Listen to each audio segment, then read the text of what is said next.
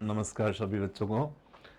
आज हम present simple tense पढ़ेंगे। टेंस का इम्पोर्टेंस इंग्लिश में बहुत ज़्यादा है और अपने सभी क्लासों में 1 से 12 तक यदि हम बात करें जहाँ से स्टार्ट होती है ग्रामेटिकल, वहीं से अपन टेंस का प्रारंभ कर देते हैं। तो टेंस को आसान भाषा में समझने के लिए हम लोगों को क्या करना है उस चीज़ को समझें। सबसे पहले ध्यान दें कि टेंस जो है वो हमारे पास 3 है, प्रेजेंट, पास्ट और फ्यूचर, और इनकी 4 पार्ट हैं। सभी लोग जानते भी होंगे, नहीं जानते वो समझ लेंगे।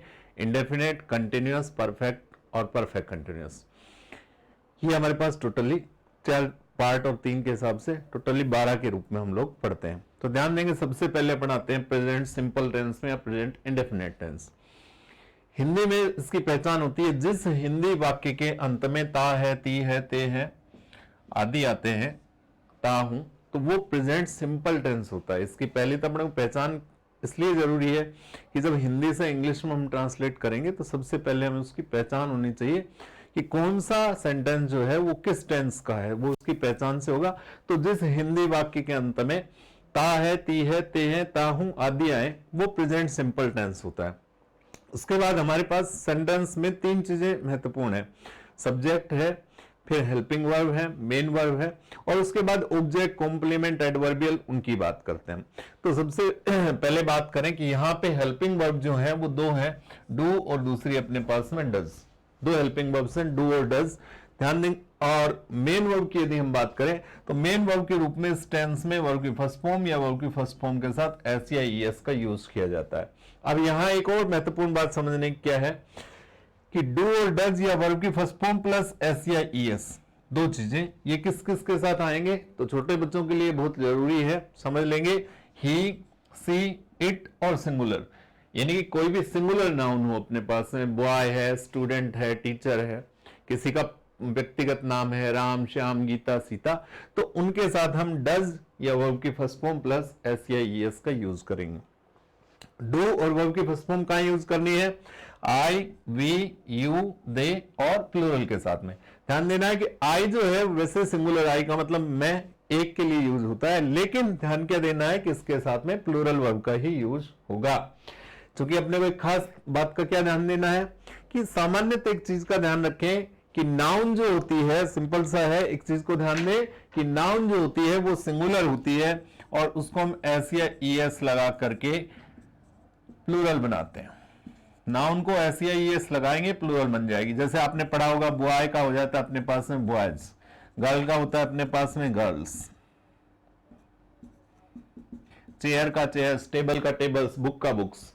तो क्लियर सी बात है कि नाउन को जनरली हम एस या ईएस लगाते हैं और वो क्या बन जाती है अपने पास में, प्लूरल बनती है। लेकिन ध्यान ये रखना है कि वर्ब जो होती है वो हमेशा प्लूरल होती है, वर्ब होगी वो हमेशा ही प्लूरल होती है, और वर्ब को एस या ईएस लगा करके हम सिंगुलर बनाते हैं। ध्यान देंगे कि एस या ईएस लगाएंगे तो वर्ब क्या बन जाएगी, सिंगुलर बनेगी। इसको अपने को ध्यान रखना है। तो सब्जेक्ट और वर्ब एग्रीमेंट क्या कहता है, क्योंकि वाक्य में सबसे जरूरी 2 चीजें हैं कि एक सब्जेक्ट होना चाहिए और एक उसके साथ में क्या होनी चाहिए, वर्ब। तो सेंटेंस में ध्यान रखना है कि सब्जेक्ट के अनुसार हम वर्ब लगाते हैं।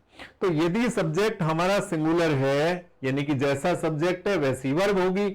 सब्जेक्ट यदि हमारा सिंगुलर है तो वर्ब भी सिंगुलर ही होगी। तो इसके लिए हमें क्या ध्यान रखना है कि सब्जेक्ट हमने बता दिया भाई ये सिंगुलर सब्जेक्ट है, वर्ब सिंगुलर कैसे करनी है हमको, एस या ईएस लगा के। जैसे हमने यहां पे लिखा बॉय, तो इसके साथ हम यूज करेंगे प्लेज, और यदि यहां पे अपने पास में बॉयज होता तो हम यूज करते प्ले। क्यों? क्योंकि बेटा यहां बॉय सिंगुलर हो गया तो वर्ब को सिंगुलर कैसे बनाएंगे, एस या ईएस लगा के। यहां पे बॉयज प्लूरल हो गया तो वर्ब के साथ यदि हम एस लगाते हैं तो फिर गलत हो जाएगा, क्योंकि सब्जेक्ट तो प्लूरल हो गया, वर्ब कैसी हो गई, सिंगुलर। तो सभी बच्चे इसको अच्छे से समझ लें कि नाउन सिंगुलर होती है, एस या ईएस लगाने से प्लूरल बनती है, और वर्ब जो होती है वो प्लूरल होती है, उसे हम एस या ईएस के साथ सिंगुलर बनाते हैं। इसीलिए यदि सिंगुलर सब्जेक्ट है तो उसके साथ डज या वर्ब की फर्स्ट फॉर्म प्लस एस या ईएस का यूज हम करते हैं, और यदि हमारा सब्जेक्ट प्लूरल है तो हम उसके साथ में डू या वर्ब की फर्स्ट फॉर्म का यूज करते हैं। तो ये आप लोगों ने समझ लिया होगा। ये कुछ स्ट्रक्चर है अपने पास में कि 4 टाइप्स ऑफ सेंटेंस में जब अपन चेंज करते हैं इनको, अफर्मेटिव, नेगेटिव, इंटरोगेटिव और इंटरोगेटिव नेगेटिव। अफर्मेटिव यानी सकारात्मक। सबसे पहले हमारा सब्जेक्ट होगा, सब्जेक्ट का मतलब जो काम को करने वाला है, उसके बाद में वर्ब होगी या वर्ब की फर्स्ट फॉर्म या फर्स्ट फॉर्म के साथ एस, फिर होगा हमारे पास में ऑब्जेक्ट। यदि हमारे पास कोई टाइम प्लेस बताने वाली वर्ड है जिनको हम एडवर्ब कहते हैं, वो इसके बाद में अपने पास यूज किया जाएगा। नेगेटिव यदि हमारा सेंटेंस है तो वही सब्जेक्ट आएगा, उसके बाद में हम डू या डज का यूज करेंगे। सब्जेक्ट होगा, डू या डज लगाएंगे, उसके बाद में नोट लगेगा, फिर फर्स्ट फॉर्म ही आएगी। यदि डू डज आता है हमारे पास, ये समझने की बात है कि अफर्मेटिव सेंटेंस में ही अपने को ध्यान रखना है कि हेल्पिंग वर्ब नहीं लगानी है। अफर्मेटिव सेंटेंस में हमें हेल्पिंग वर्ब का यूज नहीं करना है, केवल क्या लगाएंगे, फर्स्ट फॉर्म या फर्स्ट फॉर्म के साथ एस या ईएस। यहां पे हम बाकी सेंटेंसेस में डू डज लगाएंगे और यहां पे केवल फर्स्ट फॉर्म का ही यूज है। आप देखेंगे केवल फर्स्ट फॉर्म आएगी, इसको अब एस नहीं लगाना है।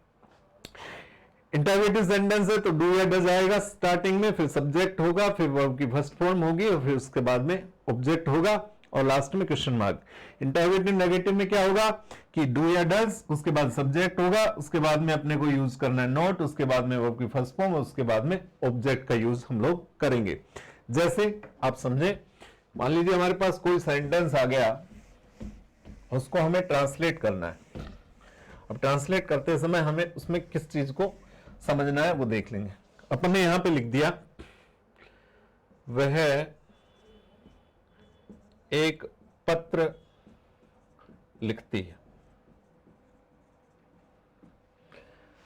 अब अपने पास में यहां पे ये सब्जेक्ट है, ये अपने पास में एक पत्र जो हो गया वो ऑब्जेक्ट हो गया, जो काम वो कर रही है, और लिखते हैं ये क्या हो गया, अपने पास में वर्ब हो गई।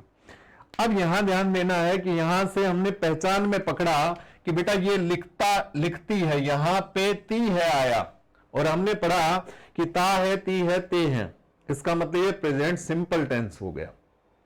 ठीक है, तो अब हमें प्रेजेंट सिंपल में जाना है, तो सबसे पहले हम सब्जेक्ट लगाएंगे वह।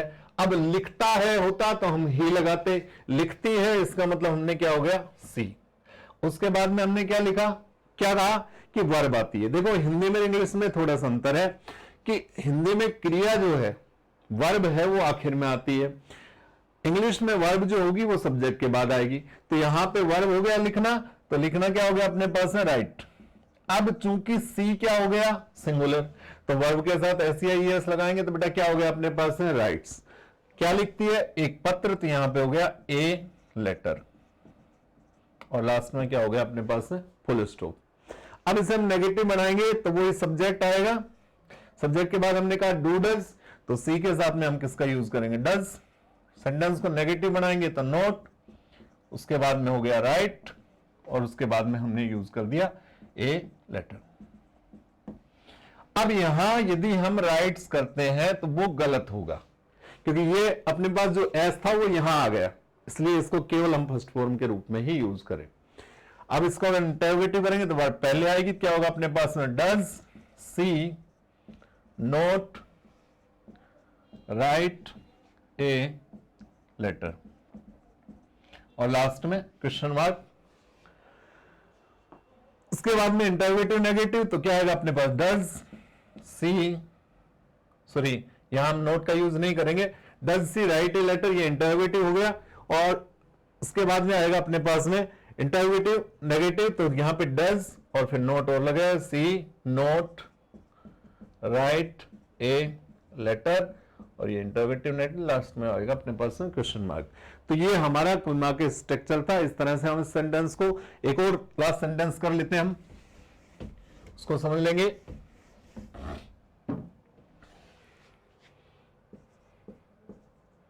राम विद्यालय जाता है, ये हो गया हमारे पास में सेंटेंस। अब यहां पे राम सब्जेक्ट हो गया, विद्यालय जो हो गया वो अपने पास में एडवर्ब स्थान को बता रहा है, और जाना क्या हो गया अपने पास में वर्ब। तो यहां पे अपने क्या करना है, सबसे पहले सब्जेक्ट राम, अब वर्ब क्या हो गई जाना, तो क्या हो गया गो, और इसके साथ में एस या ईएस लगेगा गोज। उसके बाद में क्या होगा अपने पास में, टू और स्कूल।